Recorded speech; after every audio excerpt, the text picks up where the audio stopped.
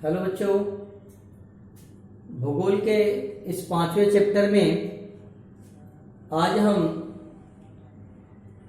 इस प्रकरण की सेकेंड पार्ट को, पहला पार्ट खनिज का था, दूसरा पार्ट आपका ऊर्जा संसाधन है। तो आज हम ऊर्जा संसाधन के बारे में पढ़ेंगे। सबसे पहले हमें ये पता होना कि ऊर्जा संसाधन है क्या। ऊर्जा, जिसको हम एनर्जी कहते हैं, यानी एक प्रकार की शक्ति, जिस प्रकार से मनुष्य के शरीर को चलाने के लिए शक्ति की आवश्यकता होती है, एनर्जी की आवश्यकता होती है, उसी तरह से विभिन्न प्रकार के मशीनों को चलाने के लिए इस सृष्टि पर जितने भी सारे जीवधारी जीव और निर्जीव हैं, उनको एक तरह से चलाने के लिए किसी न किसी रूप में हमें ऊर्जा की आवश्यकता होती है। और यह ऊर्जा हमें विभिन्न रूपों में खनिजों के माध्यम से प्राप्त होती है। अब हम ऊर्जा प्राप्त करने के लिए विभिन्न प्रकार के विटामिन, मिनरल्स के माध्यम से अपने शरीर में एनर्जी प्राप्त करते हैं और हम दिन भर अपना कार्य करते हैं। तो ऊर्जा संसाधन यानी कि वह संसाधन जो हमारे लिए ऊर्जा की प्राप्ति करता है, वे समस्त संसाधन जिससे हम अपने शरीर के लिए, अपने कार्य के लिए, विभिन्न प्रकार के मशीनों के लिए, संसाधनों के लिए ऊर्जा प्राप्त करते हैं, उसको हम ऊर्जा संसाधन कहते हैं। जिसमें आपका अब इस ऊर्जा संसाधन को मुख्य रूप से हम दो भागों में बांटते हैं। एक को कहते हैं परंपरागत और एक को कहते हैं गैर परंपरागत। परंपरागत ऊर्जा संसाधन और गैर परंपरागत ऊर्जा संसाधन। अब परंपरागत ऊर्जा संसाधन हम किसको कहेंगे? वह संसाधन जिसको हमने प्रकृति से हूबहू प्राप्त किया है, उसमें हमारा कोई योगदान नहीं है, प्रकृति ने हमें दिया है या हमने अपने पूर्वजों से प्राप्त किया है, या जिसका प्रयोग हम अपने पीढ़ी दर पीढ़ी करते आ रहे हैं और हम अपने आगे भावी पीढ़ियों को भी उसको ट्रांसफर कर रहे हैं, वे सभी जो हैं परंपरागत ऊर्जा के स्रोत कहे जाते हैं। जिसमें आपका कोयला, पेट्रोलियम, प्राकृतिक गैस और विद्युत, ये एक तरह से सीमित संसाधन है, समाप्य संसाधन है, यानी ये समाप्त भी हो सकते हैं। इनको बनने में बहुत ज्यादा मात्रा में, बहुत अधिक समय लगता है।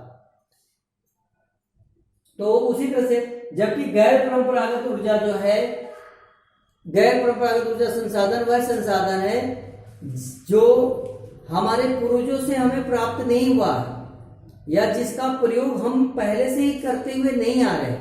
हमने अपने मस्तिष्क के माध्यम से प्रकृति में उपलब्ध संसाधनों की खोज करके उसको संसाधन के रूप में विकसित करने का कार्य किया। उपयोग हमने प्रकृति के संसाधनों का ही किया है, लेकिन हमने अपने मस्तिष्क का प्रयोग करके उसको संसाधन का रूप दिया है। और यह एक तरह से असीमित संसाधन है, यह संसाधन कभी समाप्त होने वाला नहीं है, इसलिए इसको असमाप्य संसाधन के नाम से भी जानते हैं। जिसमें आपका आणविक ऊर्जा, ये कभी समाप्त होने वाले नहीं है। सौर ऊर्जा यानी जो हमें सूर्य से प्राप्त होती है। आणविक ऊर्जा, विभिन्न प्रकार के जो परमाणु खनिज होते हैं, उन खनिजों के माध्यम से ये ऊर्जा हमें प्राप्त होती है। पवन ऊर्जा यानी जो हवाएं चलती है, विभिन्न प्रकार की हवाएं जो चलती हैं, उन हवाओं के माध्यम से हम एक तरह से ऊर्जा प्राप्त करते हैं। हवा कभी नष्ट नहीं होती, हवा जो है एक स्थान से दूसरे स्थान पर परिवर्तित होती रहती है, इसलिए यह एक प्रकार का गैर परंपरागत ऊर्जा के स्रोत के रूप में हम इसे जानते हैं। क्योंकि इसका प्रचलन अभी हम संसाधनों के अभाव में या टेक्नोलॉजी के अभाव में, तकनीकी के अभाव में हम इसका व्यापक रूप से प्रयोग नहीं कर पा रहे। बायोगैस, सड़े गले जैविक पदार्थों के माध्यम से, जीवांशों के माध्यम से जो हम एक तरह से सड़ा गलाकर गैस प्राप्त करते हैं, तो इसकी भी मात्रा असीमित है। हम चाहे तो जितने भी हमारे रॉ मटेरियल है, जितने भी हमारे जो अवशिष्ट पदार्थ हैं, उन अवशिष्ट पदार्थों का प्रयोग करके हम एनर्जी प्राप्त कर सकते हैं। ज्वारी ऊर्जा, जो समुद्र में लहरें उठती हैं, ज्वार उत्पन्न होते हैं, ये सारी लहरें जो होती हैं, इनकी जो शक्ति होती है वो सारी बेकार चली जाती है।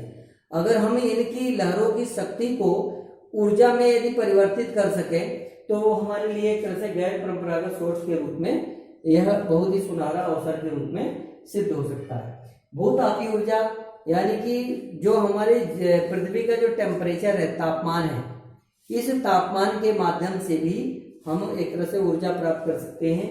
और ये भी तापमान लगभग एक तरह से सूर्य के द्वारा जैसे भी धारा हमारे जो पृथ्वी के अंदर की जो गर्मी है कभी समाप्त होने वाली नहीं है, तो इसके माध्यम से भी हम ऊर्जा प्राप्त करते हैं। इस प्रकार से अभी आपने खनिज और ऊर्जा संसाधन जो दो एक तरह से सम्मिलित टॉपिक है, प्रकरण है, इसमें आपको दूसरे टॉपिक की शुरुआत ऊर्जा संसाधन के रूप में हुई, जिसको मैंने आज आपको इस कक्षा में आपको बताया और आशा करता हूं कि आपने ठीक तरीके से इसको समझ लिया होगा।